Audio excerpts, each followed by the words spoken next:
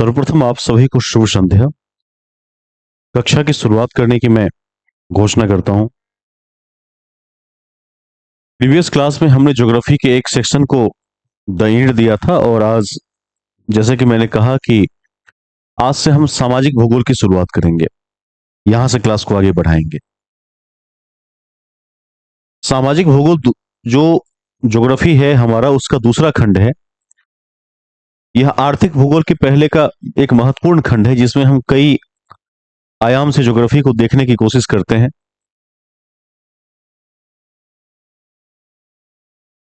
सबसे पहले हेडिंग बना लेंगे।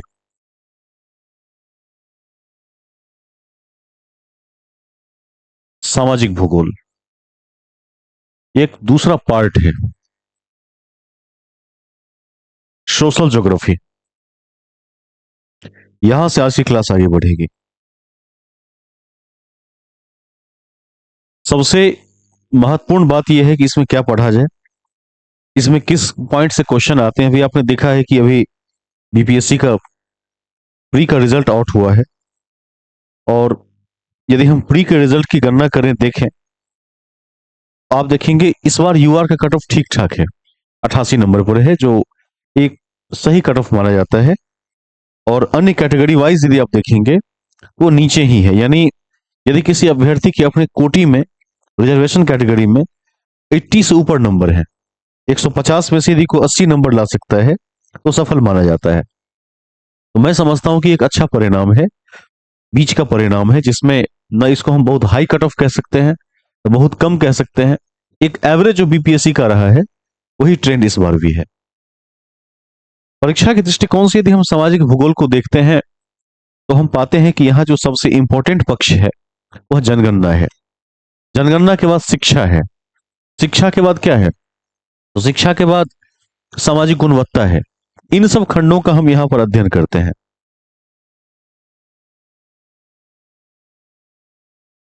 अब जनगणना की जब हम बात करते हैं तो भारत जैसे देश के विषय में यह टॉपिक काफी महत्ता रखता है, क्योंकि भारत आज एक ऐसा देश बन गया जो 2023 के बाद जनसंख्या के दृष्टिकोण से विश्व का पहला देश बन गया।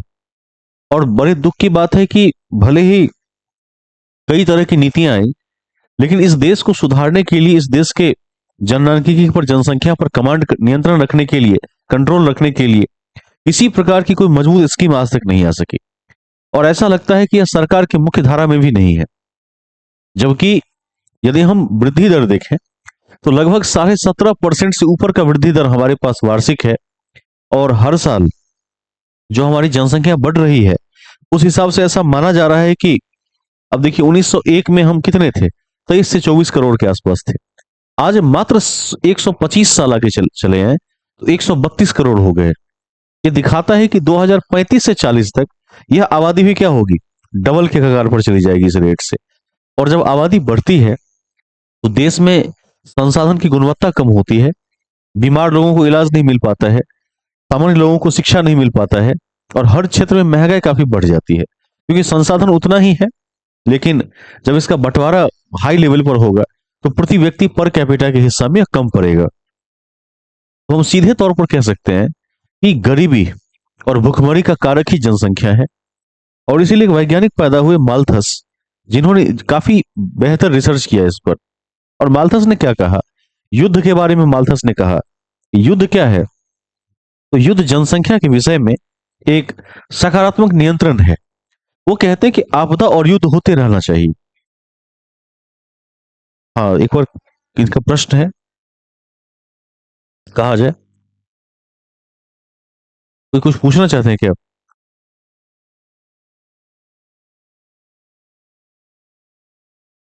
कोई वॉइस आ नहीं पा रही है किसी के अब दोबारा।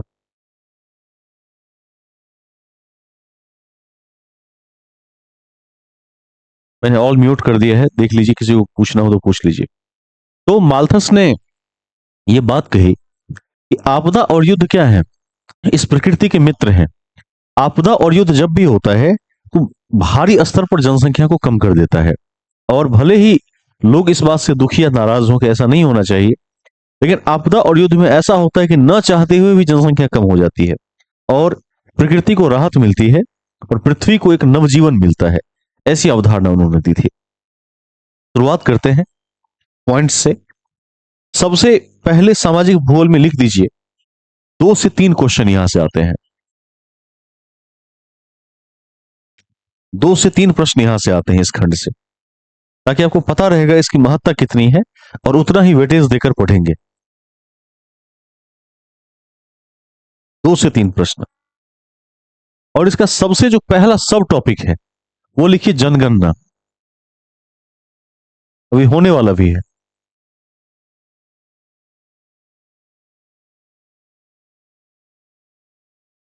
सेंसस।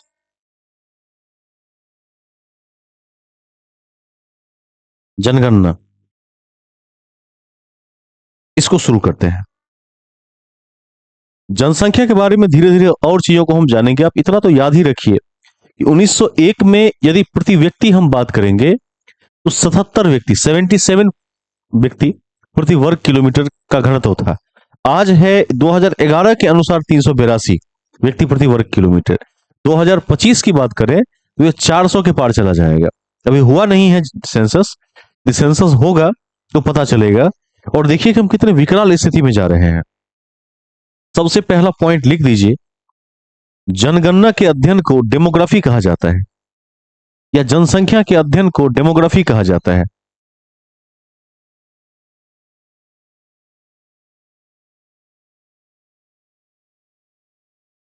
डेमोग्राफी कहा जाता है। ये सबसे पहला क्वेश्चन बन सकता है यहां से। डेमोग्राफी कहा जाता है। मेरा भी स्वास्थ्य थोड़ा सा खराब हो गया है, इसलिए मुझे लगता है due to pollution in Delhi ये इफेक्टेड हो गया है। 400 के ऊपर तो सरकारी आंकड़ों पर AQI है, लेकिन ये वास्तव में 1000 के आसपास चला गया है। इसीलिए थोड़ा वॉइस क्लैरिटी ना भी आपको मिल सकती है आज। अब हम बात करेंगे माल्थस की। माल्थस ने, जैसे कि मेरे द्वारा कहा गया, कि माल्थस ने इस क्षेत्र में काफी रिसर्च किया। ध्यान देंगे। और माल्थस से एक ही क्वेश्चन पूछता है कि माल्थस ने किस चीज को जनसंख्या नियंत्रण का सकारात्मक उपाय बताया। ऑप्शन में होता है आपदा, ऑप्शन में होता है युद्ध, ऑप्शन में एक दो और चीजें होती हैं। तो याद रखिएगा, सदैव युद्ध को याद रखेंगे। कई बार, एक बार मैं UPPSC देने गया था तो वहां पर एक क्वेश्चन को लेकर आयोग और अभ्यर्थियों में लड़ाई हो गई थी। लड़ाई मतलब चैलेंज हो गया था और अभ्यर्थी कोर्ट चले गए थे इसी क्वेश्चन पर। क्वेश्चन था, वो उत्तर प्रदेश PCS मान रहा था उसको कि आपदा उत्तर होना चाहिए, लेकिन हम लोगों ने पढ़ा हुआ था युद्ध उत्तर होगा। तो बाद में UPPSC हार गई इस बिंदु पर, और जब कई रिसर्च हुए उस पर तो युद्ध ही सही उत्तर निकला।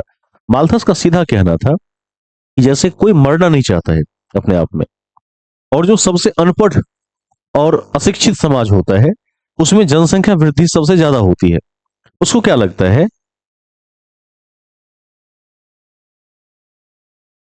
उसको ऐसा लगता है कि ज्यादा से ज्यादा बच्चे पैदा करने पर क्या होगा, सबको रोजगार मिल जाएगा। और सबको रोजगार मिल जाएगा तो उसका परिणाम ये निकलेगा कि हमारे घर में आमदनी बढ़ जाएगी, जो सबसे गलत और एक निराधार सिद्धांत है। आप देखेंगे इस्लामिक समाज में आज भी शिक्षा दर सबसे कम है, जबकि जैनियों में सबसे ज्यादा है। तो आप देखेंगे जो सर्वाधिक लिटरेट सोसाइटी होगी वहां 1 से 2 बच्चे होंगे हर एक पीढ़ी में। लेकिन जो मूर्खों का समाज होगा वहां पर क्या होगा,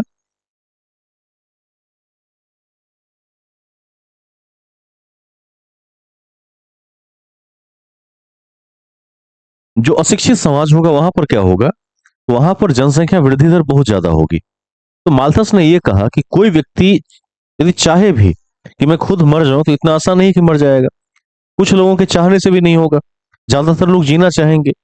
तो युद्ध जैसी जो आपदाएं हैं, जो युद्ध जैसी विभीषिकाएं हैं, वो एक बार में लाखों करोड़ों को ले डूबती है। और उससे क्या होता है, क्षेत्र पूरा खाली हो जाता है। और चाहे अनचाहे में भले ही कई लोगों के परिवार उजड़ जाए, लेकिन इस प्रकृति और पृथ्वी को बहुत राहत मिलती है। और वापस से एक बार सब कुछ रीस्टोर सा हो जाता है। इसको ध्यान रखिएगा। देखिए, माल्थस ने जनसंख्या के सिद्धांत को दिया। माल्थस ने जनसंख्या के सिद्धांत को दिया। माल्थस ने जनसंख्या के सिद्धांत को दिया एवं एवं युद्ध को युद्ध को जनसंख्या हेतु एक सकारात्मक नियंत्रण बताया। युद्ध को जनसंख्या हेतु एक सकारात्मक नियंत्रण बताया। सकारात्मक नियंत्रण बताया।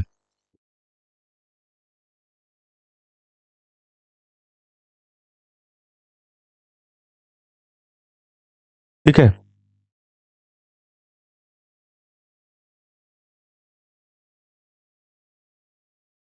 माल्थस की इस कथन से आप में से कितने लोग सहमत हैं कि माल्थस ने सही कहा था? एक बार हैंड रेज कर देंगे। कितने लोग सहमत हैं कि माल्थस ने सही बात कही? वो अपना अपना हाथ ऊपर उठा देंगे। साइन दिया हुआ है उसमें।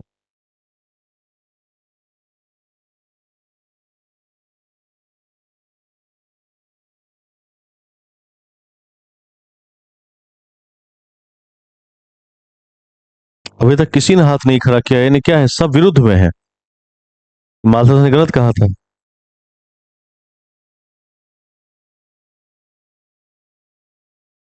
छोटू कुमार जी, आवाज जा रही है? एक बार देखिए तो।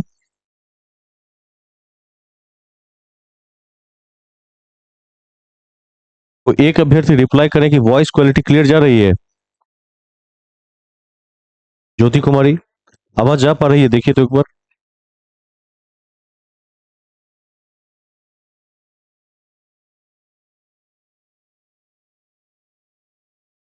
एक बार कोई माइक ऑन करे तो। माइक ऑन हो रहा है किसी का?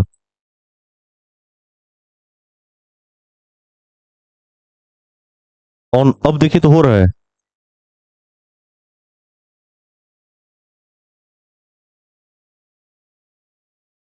हाँ। हाँ, ठीक है। माल्थस के सिद्धांत से कितने लोग सहमत हैं? वो हैंड रेज करके बता सकते हैं। सिद्धांत सुना आप लोगों ने कि नहीं? मैंने भी क्या बताया माल्थस के विषय में, कौन बताएंगे?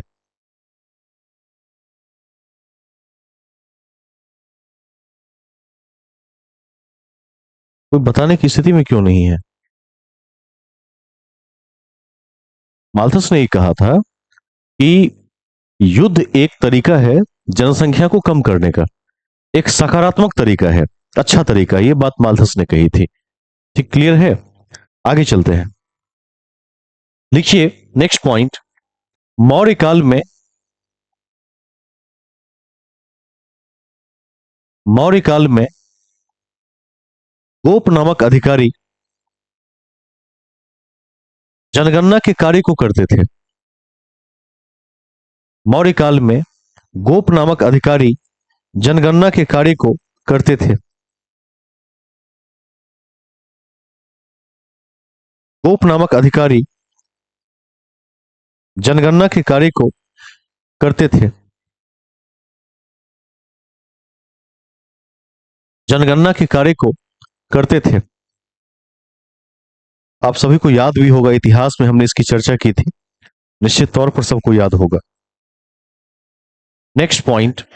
कोई बता सकता है कि अबुल फजल के ऐनी अकबरी के अनुसार अकबर के समय में भारत की आबादी कितनी थी? लिखवा चुके हैं एक बार इतिहास में।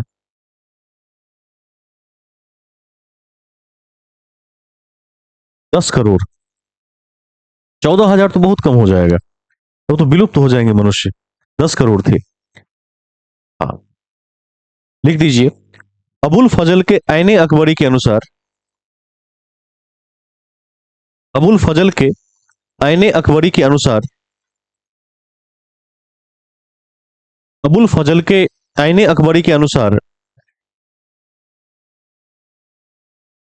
ऐने अकबरी के अनुसार भारत में जनसंख्या 10 करोड़ थी।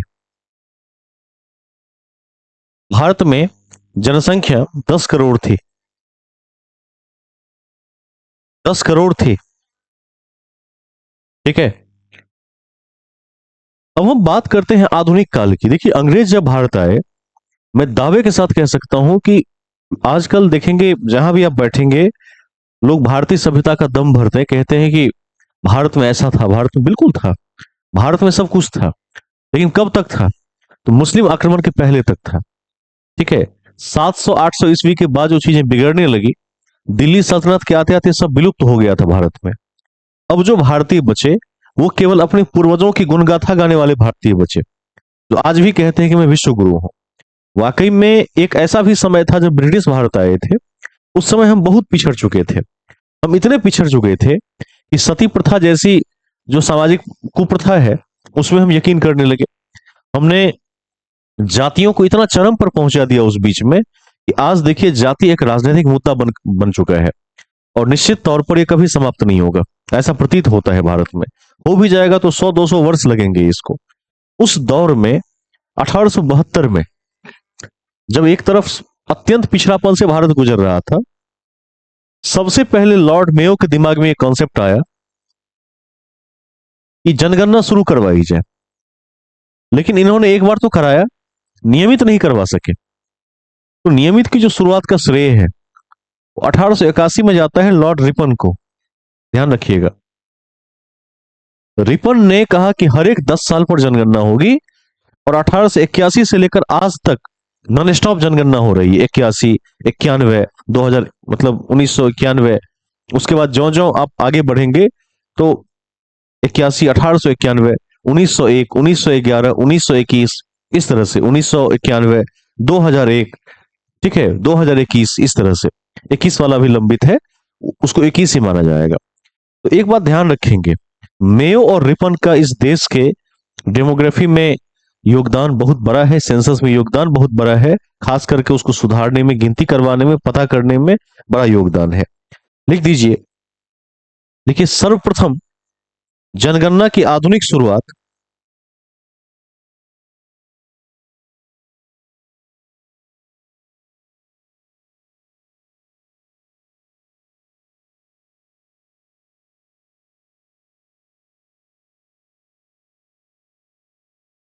सर्वप्रथम जनगणना की आधुनिक शुरुआत लॉर्ड मेयो के समय 1872 में शुरू हुई। लॉर्ड मेयो के समय 1872 में शुरू हुई। 1872 में शुरू हुई। जबकि जबकि जनसंख्या की सॉरी जनगणना की आधुनिक शुरुआत नियमित रूप से जबकि जनगणना की आधुनिक शुरुआत नियमित रूप से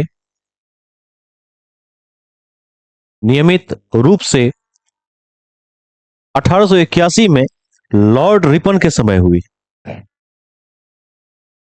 लॉर्ड रिपन के समय हुई।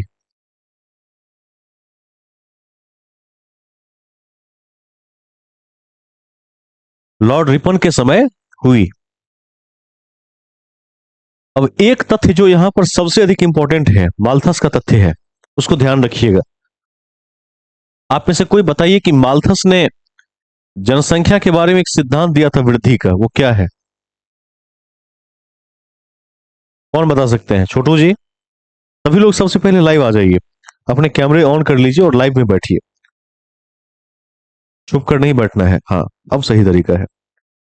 पर्सनैलिटी डेवलप नहीं होगा, डरे हुए रहेंगे हर समय। ठीक है, एक दो तीन लोग अभी भी लाइव नहीं है, वो सब भी अपने कैमरे ऑन कर लें।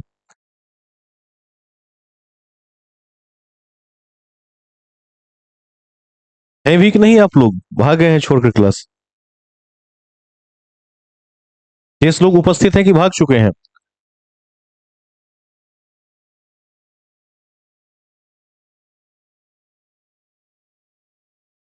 अगला क्वेश्चन था, माल्थस ने क्या सिद्धांत दिया? समझिए इस चीज को। माल्थस ने एक बड़ा खतरनाक सिद्धांत दिया, और वो सिद्धांत परफेक्ट भी है। आज यदि भारत गरीब है, इसके गरीबी का क्या कारण है? आज के परिप्रेक्ष्य में एक ही कारण है। अब देखिए, 1947 में हम आजाद हुए, 1948 में चीन आजाद हुआ, ध्यान रखिएगा। और उसी आसपास दुनिया के कई ऐसे देश आजाद हुए जो आज हमसे बहुत आगे हैं। चीन हमसे लगभग 100 वर्ष आगे चला गया विकास में, 100 years आगे चला गया। यदि आप यूट्यूब पर जाकर चीन को सर्च करेंगे, उसने जिस तरह का तरक्की किया है, भारत सोच नहीं सकता है आज के समय। हम एग्जिस्ट नहीं करते उसके सामने।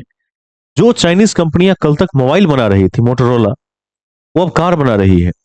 और मोटोरोला जैसी कार बनाती है चीन में, वैसा कार तो मैं समझता हूं भारत में है भी नहीं फिलहाल। ड्राइवरलेस कार्स उस लेवल की गाड़ियां नहीं है। इसका एक फैक्टर क्या है? जनसंख्या। अब आपके दिमाग में आएगा, सर चीन भी तो नंबर 2 पर है ही अभी, पहले 1 पर था। तो वो जरूर 1 या 2 पर रहा है, अभी 2 पर है। लेकिन उसके पास भारत से तिगुनी जमीन है, ये भी तो देखना पड़ेगा। हमारे पास रहने के लिए भूमि ही नहीं है। यदि हम पूरे गोले की बात करें, पूरे अर्थ की बात करें, इस पूरे गोले का लगभग 0.5% जमीन ही भारत के पास है। लेकिन जितनी जमीन में आबादी बसी है पूरी दुनिया में, उसका लगभग 2.46% ही भारत को मिला है। जबकि आबादी मिला है 17.5%, जो अनर्थ है। जितना जमीन है उससे 5 गुना अधिक आबादी मिला है। ये मैं कह रहा हूं 2011 के आंकड़ों के हिसाब से। यदि हम 2021 या 25 के आंकड़ों को देखें, तो ये 17.5 से भी ज्यादा होगा। और निश्चित तौर पर इस देश की गरीबी का यही कारण है। किसी समय में जॉर्ज बुश अमेरिका के राष्ट्रपति हुआ करते थे, और उन्होंने ऐसे हंसते हुए एक बार मजाक में मनमोहन सिंह को कह दिया था कि जो हमारे 30 करोड़ हैं, वो आपके 121 करोड़ से बेहतर है। इसका मतलब ये था कि अमेरिका इतना बड़ा क्षेत्र धारण करता है, उसके बाद भी उसकी आबादी कितनी थी? मात्र 30 करोड़ थी। और उनका उनका जो कहने का लक्ष्य था, वो बिहार और उत्तर प्रदेश पर था। उस टाइम में बिहार और यूपी मिलाकर 30 करोड़ थे, आज तो ज्यादा हो चुके हैं। आज बिहार 12 करोड़ है, उत्तर प्रदेश 22 करोड़ है लगभग, यानी जोड़ेंगे तो 34 करोड़ होगा। लेकिन उस टाइम में 30 करोड़ पर था। कहा कि आपके जो 2 स्टेट्स हैं, वही हमारे एक देश के बराबर है, आप क्या विकास करेंगे? ये बात उन्होंने कही थी। जाहिर सी बात है कि जनसंख्या घनत्व और आबादी दोनों यदि कम हो, तो सरकार पर कैपिटा ज्यादा ध्यान दे सकती है, हर आदमी के पास जमीन ज्यादा होगा। लेकिन वही जनसंख्या बढ़ जाए तो खेती का काम ठप भी पड़ सकता है। इसलिए ठप पड़ सकता है कि सबके पास छोटा छोटा जमीन का टुकड़ा रह जाएगा। कोई कृषि को आजीविका का प्रथम स्रोत क्यों बनाएगा? सभी लोग सेवा क्षेत्र की ओर झांकेंगे। और यही कारण है कि भारत अब कृषि प्रधान न होकर दुनिया का एक बाजार बनता जा रहा है।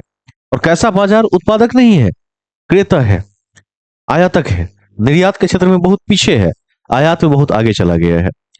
इस तथ्य को जानने की जरूरत है। और माल्थस ने यहां पर यह कहा था कि जनसंख्या ऐसे बढ़ती, 1, 2, 4, 8, 12, 24, 48, 48, 96 ऐसे भागती है।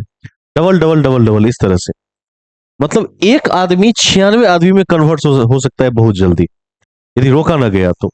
और यदि स्थिति बाहर निकल गई, तो उस देश में अराजकता फैलना तय है। धर्म के झगड़े होंगे, संसाधन को लेकर युद्ध होंगे, जमीन विवाद होगा, अस्पताल नहीं होगा, शैक्षिक केंद्र बहुत महंगे होंगे, नौकरियां नहीं मिलेंगी। आज आपको एक आश्चर्य की चीज मैं बताता हूं।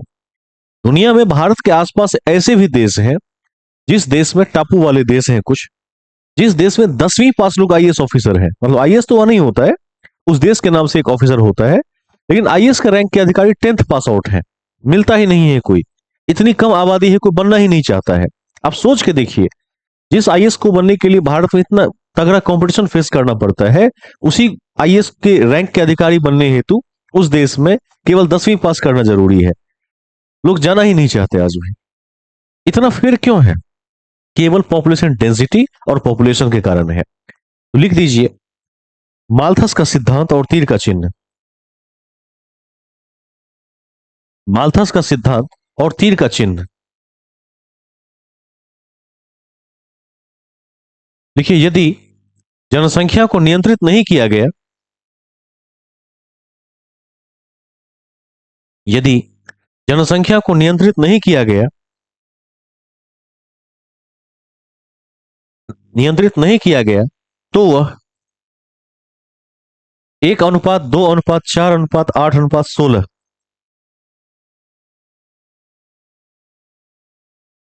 ये मैंने गलत लिख दिया है यहां पर, इसको थोड़ा ठीक करना पड़ेगा। एक बार दोबारा लिख देता हूं, कैलकुलेशन फॉल्ट है।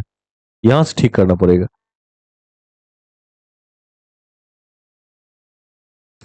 8:16:32 ऐसे। 1:2:4:8:16:32 के अनुपात में बढ़ते हैं, के अनुपात में बढ़ते हैं। ठीक है, बढ़ते हैं।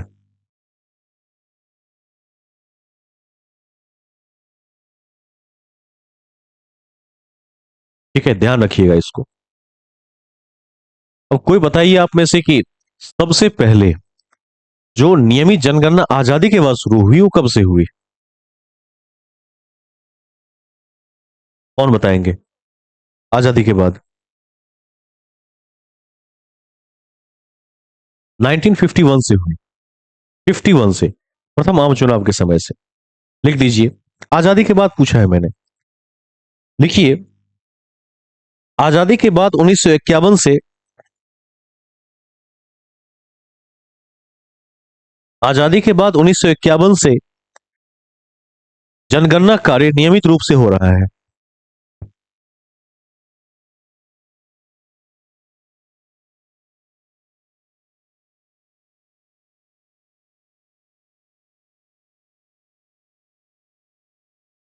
आजादी के बाद से 1951 से जनगणना कार्य नियमित रूप से हो रहा है। नियमित रूप से हो रहा है। ठीक है, इन तथ्यों को बिल्कुल ध्यान में रखिए।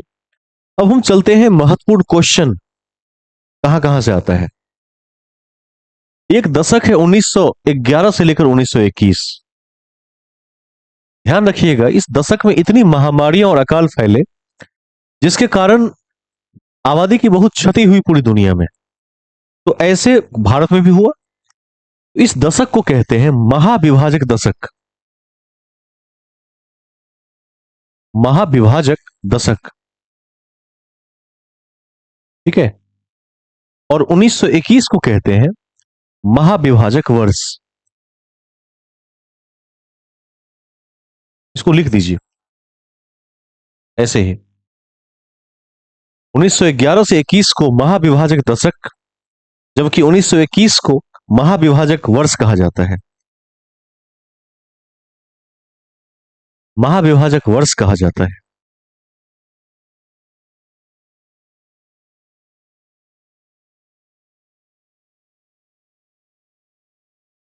ठीक है,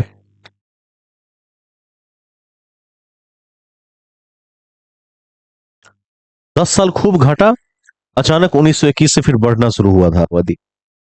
तो ध्यान में रखने की जरूरत है।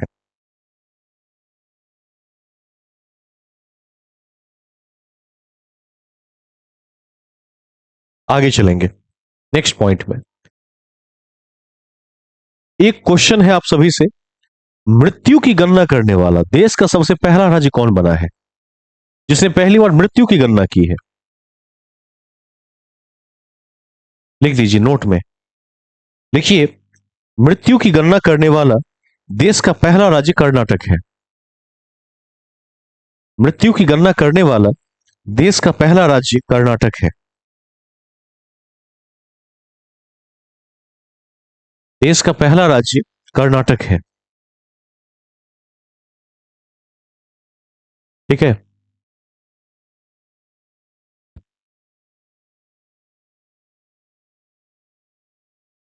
नेक्स्ट पॉइंट, 1971 से 81 को लघु विभाजक, लघु विभाजक दशक कहा जाता है।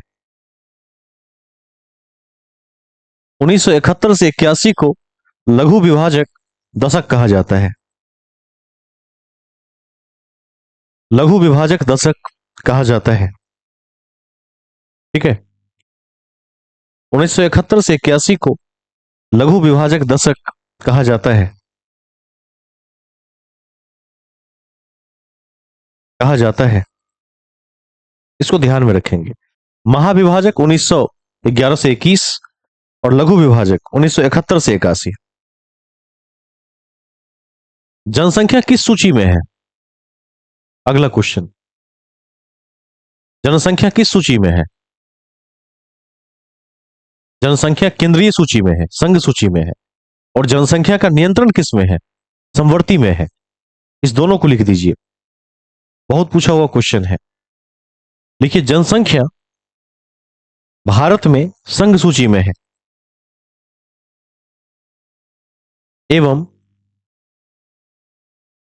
एवं गृह मंत्रालय के द्वारा इस कार्य को संपन्न किया जाता है।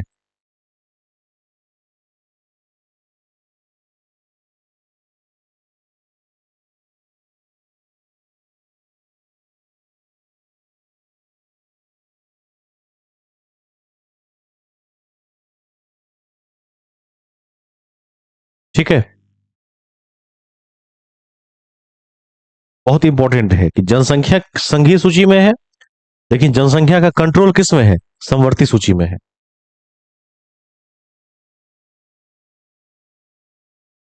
नेक्स्ट पॉइंट देखिए, इस कार्य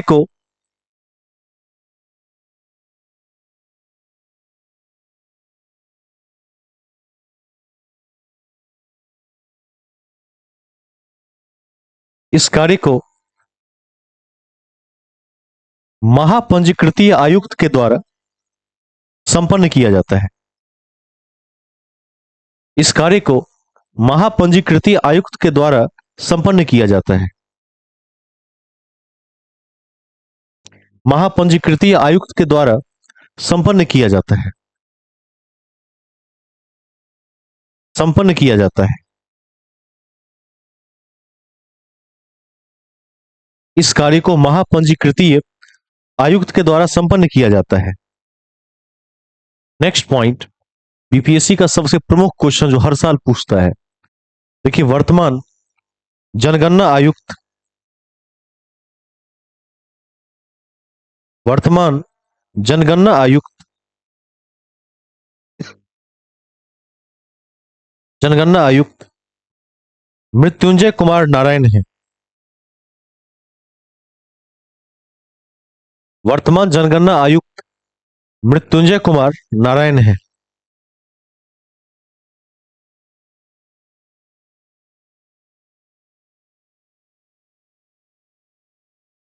ठीक है, मृत्युंजय कुमार नारायण है। इसके पहले कौन थे?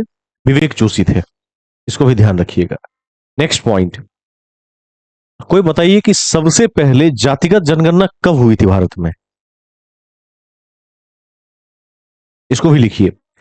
लिखिए, सर्वप्रथम जाति आधारित जनगणना 1931 में हुई थी। 1931 में हुई थी। सर्वप्रथम जाति आधारित जनगणना 1931 में हुई थी। 1931 में हुई थी। ठीक है, कुछ बूस्टर फैक्ट लिखवा देते हैं आज, इसके बाद दूसरे दिन पढ़ाएंगे। बिल्कुल गला जो है वो सपोर्ट में नहीं है। देखिए, बूस्टर फैक्ट्स 5-7 बातें वहां लिख दीजिए आज। सूचक वगैरह अगले दिन पढ़ेंगे।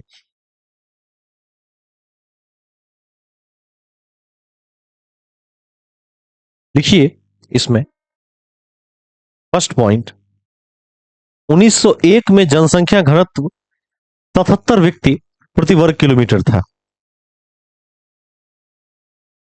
1901 में जनसंख्या घनत्व 77 व्यक्ति प्रति वर्ग किलोमीटर था। 77 व्यक्ति प्रति वर्ग किलोमीटर था, जो 2011 में 382 व्यक्ति प्रति वर्ग किलोमीटर हो गया। 382 व्यक्ति प्रति वर्ग किलोमीटर हो गया।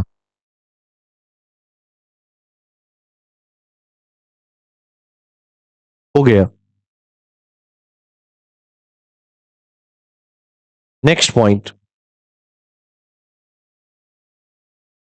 कितना बढ़ गया वो देख लीजिए। 77 से सीधे हो गया 382। इसका मतलब जानते हैं? इसका मतलब है कि आने वाले समय में एक विस्फोट की तरफ भारत बढ़ रहा है जनसंख्या के क्षेत्र में। एक अगला पॉइंट लिखिए, 15वीं जनगणना 2011 के अनुसार 15वीं जनगणना 2011 के अनुसार राष्ट्रीय जनसंख्या वृद्धि दर, राष्ट्रीय जनसंख्या वृद्धि दर 17.7% है, 17.5% है। 17.5 कर दी, 17.5% है।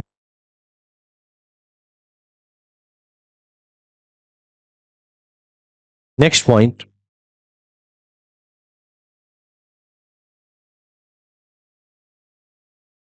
नेक्स्ट पॉइंट लिखिए, भारत का क्षेत्रफल, भारत का क्षेत्रफल पूरे पृथ्वी का 0.5%, भारत का क्षेत्रफल पूरे पृथ्वी का 0.5%, कॉमा वैश्विक स्थल का 2.46%,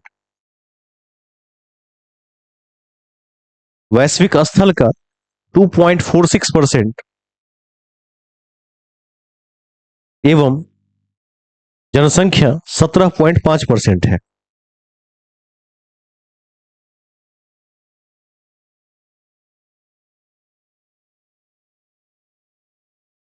अब सोचकर देखिए कि मात्र 0.5% मिला, नगण्य है हम दुनिया में, नक्शा पर दिखते भी नहीं है कहीं ठीक से। उसके बाद हमारे पास विश्व की सबसे बड़ी आबादी है। यही इस देश के गरीबी का सबसे बड़ा कारण है। और साक्षात्कार में जब सिविल सेवा का इंटरव्यू देते हैं, इस क्वेश्चन पर बड़े विस्तार से टीम चर्चा करती है, पूछती भी है, और इस पर अपने जवाब आप किसी भी एंगल से दे सकते हैं, जो भी देंगे वो सही ही होता है। ठीक है, इसमें एक और पॉइंट ऐड कर दीजिए। देखिए, 19 अप्रैल 2003 को भारत, 19 अप्रैल 2003 को भारत जनसंख्या के क्षेत्र में विश्व का सबसे पहला देश बन गया। जनसंख्या के क्षेत्र में विश्व का सबसे पहला देश बन गया, पहला देश बन गया।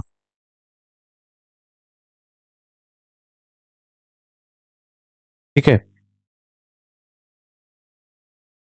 टॉपिक देकर छोड़ दीजिए आज। भारत की जनगणना का सूचक,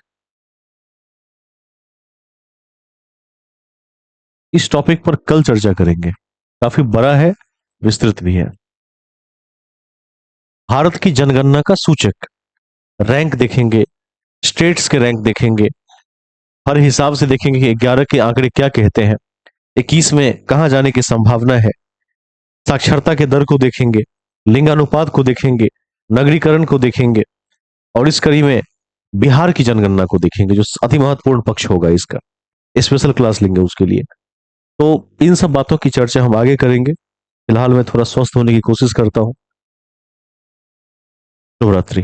कक्षा की समाप्ति की मैं घोषणा करता हूँ।